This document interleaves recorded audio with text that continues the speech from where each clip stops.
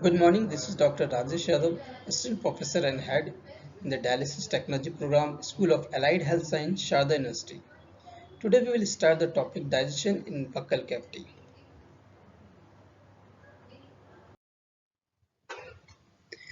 So first of all, we should know about the digestive system. So the system which involves the digestion and absorption of the food and the digestive material finally enter into the blood is called digestive system. So the main organs that make up the digestive system: mouth, esophagus, stomach, small intestine, large intestine, and another helping organs like pancreas, gallbladder, and liver. So today we will discuss about definition of the digestive system, classification of the digestion, salivary glands, composition of the saliva, and active and passive transport in salivary gland.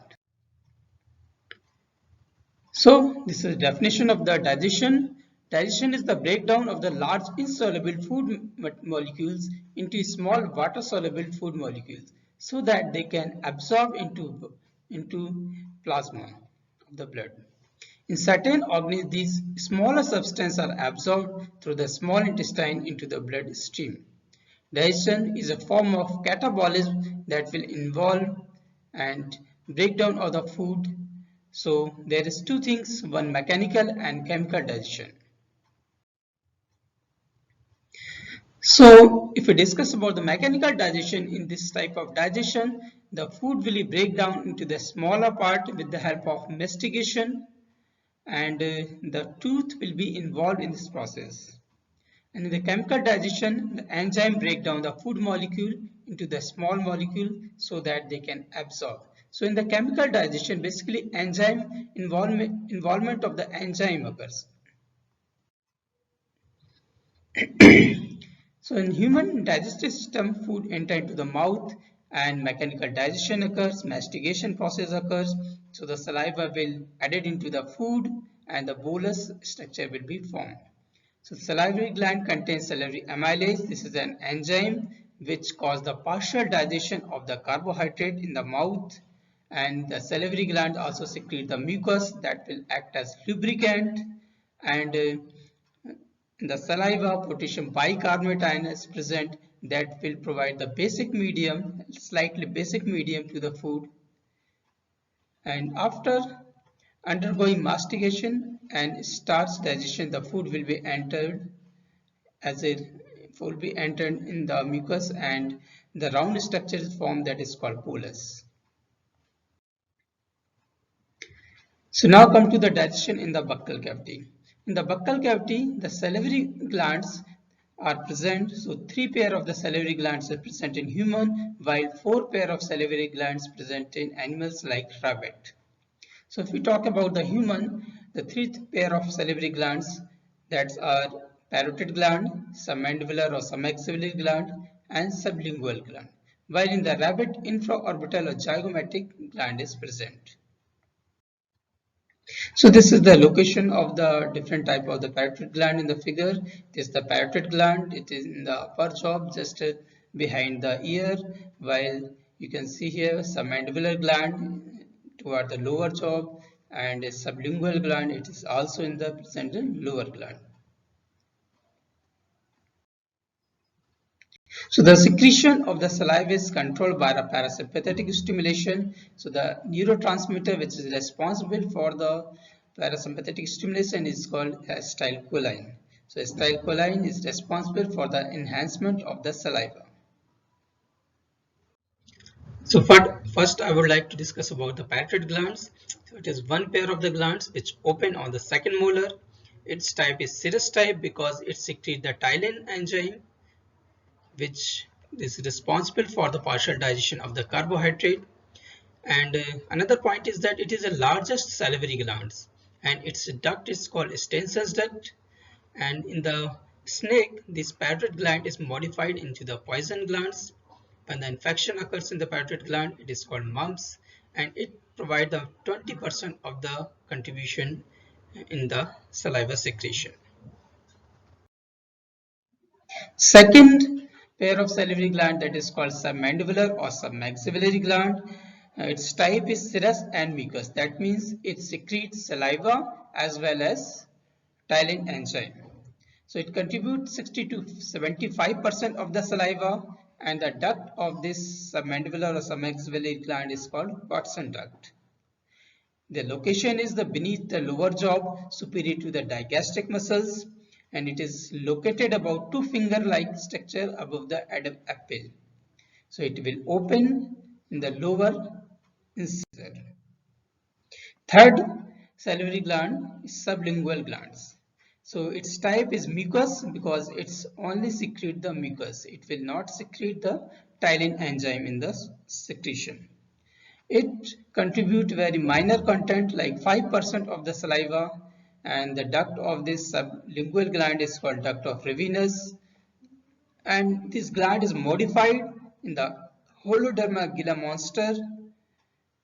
So we have discussed that Patriot gland is modified in the snake poison gland, while in the gila monster sublingual gland is modified in the poison gland. It is located anterior to the submandibular gland and inferior to the tongue. Now we will discuss about the composition of the saliva. So the main component of the saliva, like ptyalin enzyme, it is called salivary amylase enzyme that is responsible for the partial digestion of the carbohydrate. And the second enzyme is the lysozyme enzyme. It will help to kill the bacteria. It will break down the peptidoglycan covering of the bacteria, and in this way it kills the bacteria. Third one is mucin. So mucin is a glycoprotein which is act as a lubricant. So we can discuss about the glycoproteins. That means the protein which is attached to the carbohydrate or oligosaccharide, that is called a glycoprotein. So apart from this ptyalin, lysozyme and mucin, some minerals and like sodium ion, chloride ion, potassium ion and bicarbonate ion is also present in the saliva. So how much content is present here? So you can see here sodium bicarbonate or potassium bicarbonate is 50 to 70 milliequivalent per liter, while sodium and chloride 15 milliequivalent per liter, while potassium ion 30 milliequivalent per liter is present in the saliva. So here we have discussed about the secretion of the ion in the saliva. So saliva contains especially large quantities of the potassium and bicarbonate ion. So the secretion by the submandibular gland, it is a typical compound gland that contains cells of acini and salivary duct. So we can understand basically the salivary gland mainly two components, one is the cells and second is duct. So cells which is present in the salivary gland is called cells of acini, and the duct is called salivary duct. So the acini secrete primary secretion that contain ptyalin or mucin in the solution, as primary secretion flow through the duct. So to measure active transport process occurs. As a result, some minerals will absorb and some minerals will be added into the saliva.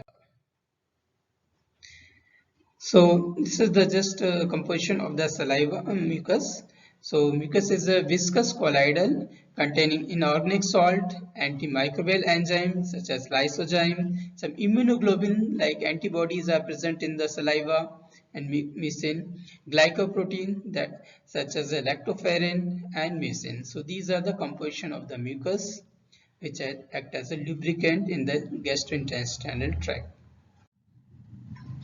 So this is the transport mechanism which happen in the salivary gland duct. So in the primary secretion, the cells of acini will secrete ptyalin enzyme, mucus and extracellular fluid. So it will flow through the duct, and in the duct active transport process occur and passive transport process occur. So first of all sodium active absorption occur here, and then chloride passive absorption occur. As a result, the negative potential will be created, minus 70 millivolt potential is generated inside the duct of the salivary gland. Then potassium active secretion occur and bicarbonate secretion occur. So in this way we can see that sodium chloride is absorbed and potassium bicarbonate is secreted in the salivary gland. So in the salivary gland bicarbonate ion and potassium ion is maximum, while sodium ion and chloride ion is minimum. So this is the transport process. So next we will discuss about the papilla and taste bud, which is present on the tongue. So papilla, these are the three types of the lingual papilla that contain taste bud present in the human tongue. First one is a fusiform papilla. As the name suggests, its shape is slightly like the mushroom shape, and these are present mostly on the dorsal surface of the tongue as well as the sides.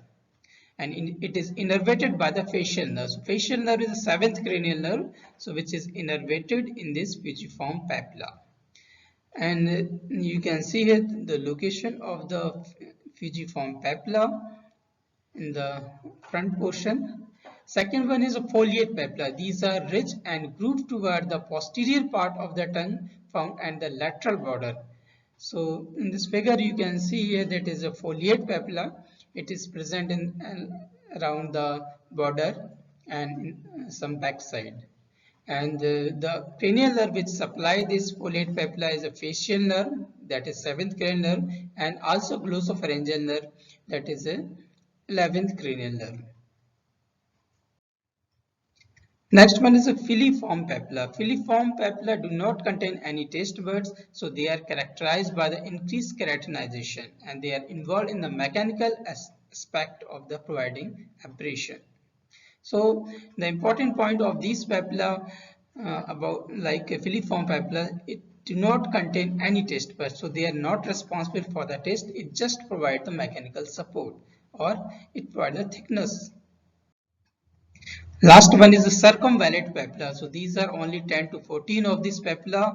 On most people, they are present at the back and oral part of the tongue, and they are arranged in the circular shaped row. They are associated with the duct of von Ebner's glands and are innervated by the glossopharyngeal nerve. So taste buds which are present on the papilla. So taste bud contain taste receptors which are also known as gustatory cells. The taste receptors are located around the small structure known as papilla found on the upper surface of the tongue. So you can see in the figure these taste papilla are shown on the tongue, and these taste papilla have bud. So another important point, can we see the taste bud on the tongue? So answer is no, because by the naked eye we can't see the taste bud. And taste bud is present on the papilla, so we can only see the papilla on the tongue. Also we can discuss the different part of the tongue which show the different type of the taste. Like the back portion, that is circumvallate papilla is here, it provides the bitter taste, while the front portion it is showing the sweet taste. Next one is the salty taste, and lateral side it is the sour taste. So these are different regions of the tongue which provide the different of the taste. And some latest taste that is called umami taste, so like glutamine or glutamate amino acid, it provides the specific taste that is called umami taste. So in the nutrient also glutamate is provided in, and it is present in the market. So thank you.